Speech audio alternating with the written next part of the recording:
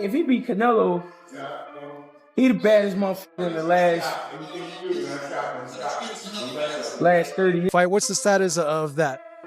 We will see maybe next month, next 2 months. Let's see. I know you're serious, but I've got to ask you for the people that are watching. Of course, Are I'm you serious. confident that that fight is a fight that you can win?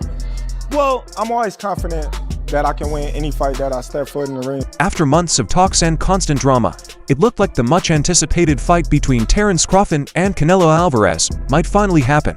The fight, which has been a source of disagreement in the boxing community, has been through a lot of changes. Journey as many failed attempts were made to get it done last year, but now it looks like it might be time. Based on many rumors that have come out in the last few days, the Mexican reigning champion wants to face a worthy opponent in May to defend his 3,168-pound title, and Terence seems to be one of the top contenders on that list. A well-known boxing outlet broke the news on their Twitter account. Telisa Pibla back in the ring. It was said that Saul Canelo Alvarez's first fight would likely be in May or June 2025, though his opponent has not been announced yet. Many people think he will meet Terence Crawford, the famous boxer, who will be back in the ring in May of this year. Not only does he want to defend his belts, he also wants to get a good fight that will get a lot of pay-per-view sales. In talking about this possible fight with Canelo kept up his usual laid-back attitude, saying that he might not go out of his way to get this fight because Terence is almost 2 weight classes below him, but if the officials make a good offer, he won't turn it down. Canelo said, "I'm in, why not? He's a great boxer, don't get me wrong, but in my weight class, it's an easy fight and easy money for me." After witnessing this changed demeanor from the Mexican fighter, who would totally shut down the idea of this fight just a few months ago, many people in the boxing industry have started to speculate if they might finally be seeing this fight. Terence Crawford, who has been quite adamant about this fight and has been vocalizing his sentiments surrounding it for many years, from these comments by Canelo, he too seems to be rejuvenated, expressing his take on this during a recent appearance. Terence stated that though no clear offers have been put forward, he is ready for this long-awaited fight to show everyone that he is the true generational great of this era. I'll see, who knows? That smile's telling me something else, bro. I think it might be on the line, no? Just saying, man, we can't say it's not gonna happen. We can't say that it is. So, let's all just wait and see. I know you're serious, but I've got to ask you for the people that are watching. Of course, Are I'm you serious. confident that that fight is a fight that you can win? Well, I'm always confident that I can win any fight that I step foot in the ring. Terence also ventured into his reasons for continuously pushing for this fight, stating that though he might not want the fight with Canelo in itself because he does not really admire the fighter that much, he understands the glory that it will bring him because after everything he has been able to achieve in the sport of boxing, this fight with a major contender in the 168 PB division will grant him the chance at cementing his legacy because after he takes down a fighter who has been one of the greatest boxers in the eyes of the public, then he would automatically be elevated as the best of the best in this division as well. I wouldn't say I'm chasing Canelo. I think that's a broad statement. I just want the opportunity, to fight the best fighter in my generation that's out there. He's the most accomplished fighter in today's sports of boxing, other than myself. And I would just like to, fight another great. That's it. That's all. If the fight, happens, I think it'll be the biggest fight in the sport of boxing today. Canelo is a big, strong competitor. He's a great fighter. He's a future Hall of Famer, and that's what we in the game for, is to leave a legacy that will last, surpass our lifetime. Giving an insight on how he thinks that his fight with Canelo will end, Terence stated that all these claims about him being the weaker and easier fighter based on his smaller size are absurd, and not the first time he has heard these statements being made regarding himself, strongly believing that he will be the victor of this great fight. Terence emphasizes that on fight night he will annihilate Canelo and drop him down no matter what difficulties he might face in this tumultuous road leading to the fight of his dreams. I ain't gonna break it down to you, you know what I mean, how it's gonna happen. Strategy is me leaving with my hand, rolls and everybody mouth dropping. That's how I can, sums it up in a little bit of your answer right there. I'm the type of fighter that I make adjustments on the fly. So along my whole career, I do what's necessary to get the job done and secure a victory. And I feel like in the Canelo fight, I would do everything within my will and my power to do the same. Now, though the Canelo fight seems to be the top priority in Terrence's mind, he is not completely surrendered to the bouts in the 150 for PB division, emphasizing that at this stage, after the miraculous last year that boxing has gone through, there is a lot of potential fighters who have caught his interest, and if his other wishes are not reciprocated, then he might just stick to his second plan and go for all the best fighters here, because no matter what, he is not prepared to give up boxing yet, as there is still a lot that he wants to contribute. In this interview, Terence also looked open to the possibility of fighting on exotic lands of Saudi Arabia in hopes of gathering as much hype as possible. It's a lot of fights out there at 154, you know, that's interesting me, that interests me. You know, like I said, the future is bright. The sport is going in the right direction. So we shall see where Terence Crawford leads.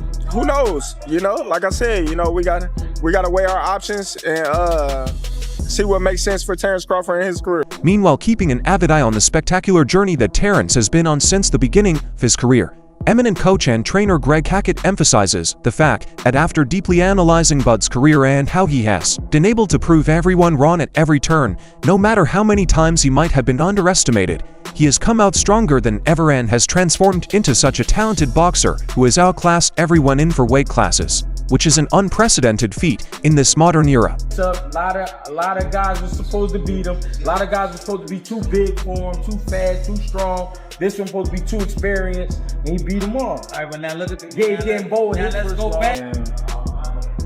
People don't get it. He was being counted out like a long time ago. Kept winning. Beat a lot of ass. Talking about this incessant undermining that Bud still seems to be facing to this day, Greg highlighted that before every fight in his career, Bud was hardly ever considered the fan favorite, especially in the last couple against Errol Spence Jr. and Israel Madrimov, where, according to many experts and boxing fanatics, Terence was doomed to face a bitter defeat. But every time he proved them wrong and won, as if outclassing his own destined fate to write a much better one. Weight classes and it's like a lot of times I was there, people was doubting him. They doubted him against Spence. They doubted him against Madrimov. Some people say he was too small. I heard him. When he fought Victor Postal, he was too small. When he fought Gamboa, he ain't know enough. Providing further elaboration on his take, Greg recounted all that Bud has achieved in such a short time, while managing to remain undefeated, stressing the fact that even though there are many other prominent fighters like Gervonta Davis in the game who are extraordinary in their own style, when it comes to Bud, everyone fades in comparison, because he not only possesses such an immaculate skill set and boxing IQ, but he also seems to have this tenacity to always keep on pushing forward, which undoubtedly makes him the #1 pound-for-pound fighter of this era. I'm saying Bud punching on shit at 35, 40, 47, and just won a belt at 54. All right, so you champion at 35, undisputed at 40 and 47, right? And then won another belt at 54. All right, so still undefeated. No, Tank the beast, but pound for pound, I think Bud. I give Bud. So you saying Bud #1? Not changing his outlook even in the case of a Terence Crawford versus Canelo Alvarez fight, most probably orchestrated sometime earlier this year. Greg made a rather bold declaration, stating that as Canelo is hailed as one of the most gifted boxers of this generation, beating him will not only put Terence Crawford on the top of the game, but it will also label him the best fighter of this generation as well as the last 3 decades, also hoping to see his close friend and most esteemed fighter become the greatest of all time. His Excellency Turki Alalshik divulged how after he is done with the current ongoing projects that are happening, he will be looking forward to orchestrating a big fight for Terence Crawford, possibly earlier this year. Addressing the claims about Terence suffering from a certain injury, Turki commented that although he was informed of this disposition by Terence himself in their last meeting, they are hopeful that he will recover in time for the fight, as he is undergoing strict rehabilitation procedures under the watchful gaze of adept trainers and professionals. Back. What are the plans for him? I think he's injured now. We are planning to have something with him. I will discuss with him maybe in January. I see him last week in Hamburg. He said he's have a little injured, and he's starting to rehab now and training again. And we hope to. He's one of our plan to see him fight in 25. During this interview, Turki also addressed his plans about possibly having a new Riyadh season event in America. just like last time that he did way back on August 3rd last year, which included the main event of Terence Crawford versus Israel Madrimov. Though Turkey looked aloof about this particular idea, he did reveal that he would be coming to America to host an event, but this time it will be under the banner of the ring, which is his personal acuity that provides him with more liberties. We want, it is in the plan, but not Riyadh season, because maybe the ring, because there is separate things. The ring is my private equity, and Riyadh season is different. I have a plan for the ring in America next year. Despite his past reservations, it looks as if Turkey might be hoping to organize a potential fight between Canelo and Crawford during one of these ventures, as he once again reiterated his wishes to arrange this lucrative event, as he has promised Terence countless times before that he will make it happen by convincing the allegedly stubborn and unflinching team representing the Mexican fighter. Looking forward to making an announcement regarding this pretty soon, Turkey told the fans to patiently wait for the next couple of weeks in order to allow the team an appropriate window for negotiation. However, on the other hand, unlike his fellow coach and organizers, renowned trainer Andre Rozier thinks that after the glorious rematch between Alexander Usyk and Tyson Fury that took place just a few days ago, Usyk has not only stolen but spot as the #1 pound-for-pound fighter, but has also replaced him as the greatest fighter of this time, while highlighting the factors that Terence might utilize to reclaim his spot. Andre stated that at this point in time, the only way that Terence can ever be called great again is if he moves up the weight class and takes on a very strenuous and notable adversary, but looking at the reality of things, this chance appears to be slim to none. Elaborating on his opinion, Andre stated that this potential move would not be appropriate for a fighter like But, and that he might end up doing more harm than good, so the best possible strategy for him would be to stay in the 154 pounds weight division. The only thing he could possibly do at this point to regain that status is to beat someone of note in another weight class, and I think 54 is going to be enough for him. Him going up to fight and quote unquote, if it should happen, Canelo, I don't see that ending well. It's just too much and too far to go. But that's what it would take. Addressing the public claims that Terence should be moving up rather than staying down, as that will help him achieve his true potential. Andre thinks that this will be a foolish move because he will not be able to settle well there. Advising the fighter to maintain his newfound position in the division, Andre stated that Terence is a skilled fighter who should be staying in the 154 division and should be fighting with all the capable boxers there and should be aiming to become undisputed there, because no matter how many people try to disregard the middleweight class, it has an abundance of buzzing talent who should get more recognition. Yeah, I mean, of course, but in the weight class that he's in now, 154, there's enough smoke there where every fire department in New York would have to come out and put that flame out. It's a lot of smoke at 154. So I'd like to see him take control of that. I'd give him flowers for becoming undisputed at 54 also. But I think that's going to be a tough task. There's some really exceptional 154 pounders now, and they keep knocking it out. So I think, yeah, it would be a monumental climb to go up to 68 when there's so much work at 50. Being on the same page as these analysts and their takes on Terence's decision to move up, famed media personality and analyst Stephen A. Smith thinks that in this fight Canelo will be the winner because though Crawford is an excellent talent, he does not have the same power as his opponent and will most probably not fight Canelo when he faces him inside the ring, which will eventually be his biggest downfall. Elaborating on his stance, Stephen stressed the fact that when it comes to Canelo, you can't really pinpoint any weak point possessed by him because his performance in his last couple of fights, especially against Jermall Charlo and Caleb Plant, seems to be absolutely flawless. Mentioning the major attribute that the Mexican fighter has that makes him so unique, Stephen added that no matter what, he always finds a way to throw off his opponents by not letting them get away from him or allowing them to get comfortable inside the ring. My concern is that he won't hurt Canelo. And if he doesn't hurt Canelo and can't hurt Canelo, then Canelo keeps coming. Similar to how he stalked Charlo, how he stalked, once he had Plant hurt, he chased after him. Canelo is a very powerful individual who can get exposed by a boxer because every shot he throws, he's trying to make it a power. Just like Canelo, Steven also delved into the strengths that are possessed by the American fighter. According to him, although Terence is a little rusty when it comes to pushing his opponent around the ring by utilizing the power and sheer size, in one area where he does indeed shine the brightest is the art of boxing and outmaneuvering his opponent by not giving them a moment to think about what exactly is going on.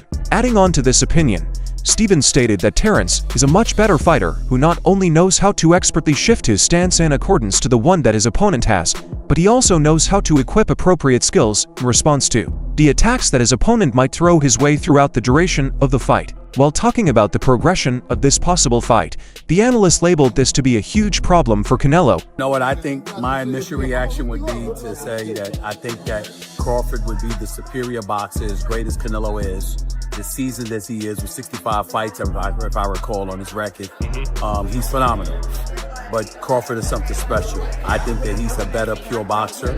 I think boxing-wise, he's going to give Canelo fits. Mentioning the details about the way this potential fight might go, Steven added that looking at all these attributes that the fighters have acquired over the years of EXP experience, the only possible way for Terence to triumph will be if he tries to outbox Canelo while also making sure that he does not remain too defensive and does try to attack the Mexican fighter whenever he gets the chance, especially in the earlier rounds, because if by any chance Canelo finds his footing in the game and realizes that he does not face that hard of opposition, he will try everything in his power to retaliate, causing Terence to lose the bout altogether.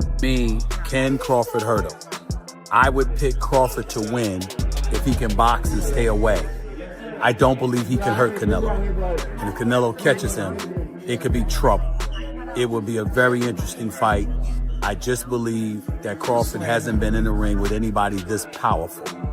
And I'm wondering whether he could stay away. Again, Crawford is the superior boxer. But if he can't hurt Canelo, you can't keep him off of him. And that's where the problem lies. Shifting the narrative towards the motivation that caused Terence to pursue this fight so passionately, Steven revealed the fact that, in their last meeting, just a few weeks ago, Terence stated that at this point, even though he enjoys the act of fighting, the most crucial factor for him is to create a long-lasting legacy for himself where he will be remembered as one of the best fighters and champions that the world has ever witnessed. Steven also emphasized that after everything that Terence has been through, he does not condemn his decision of moving up and fighting his chosen opponent, all while ignoring all the perfectly available fighters at 154, such as Virgil Ortiz, Boots Ennis, and Jermall Charlo, because the point that Bud is at, there is no surprise that he does not want to accept hard fights, which will eventually harm his legacy. He says it's a legacy fight. He thinks about Tommy Hitman Hearns and Sugar Ray Leonard and others moving up in weight.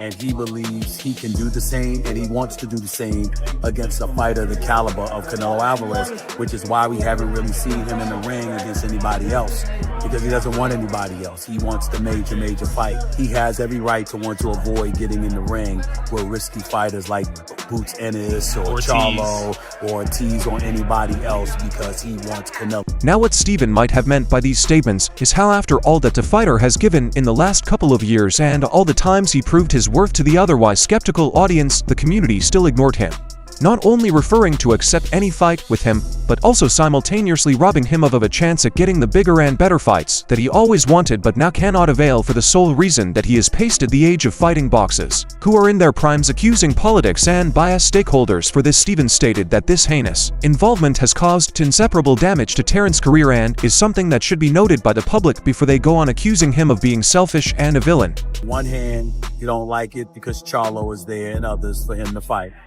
On the other hand, you have to look at him and say, wait a minute, he is 35, 36 years old. He's been around the game a long time. He was denied his shine a long time because people didn't want to get in the ring with him. To put himself in this position where he gets to prevent people now, to avoid people now, after spending so many years of watching people avoid him. Unfortunately, that's the business of boxing. He's a victim of it, not a villain in it. So in the end, what do you guys think about this possible fight? Do you think that this time it will finally be made, or are all these reports nothing but fake? And if that fight does happen, who do you pick to win? Make sure to tell us about your thoughts in the comments below, and if you like the video, like and subscribe to our channel.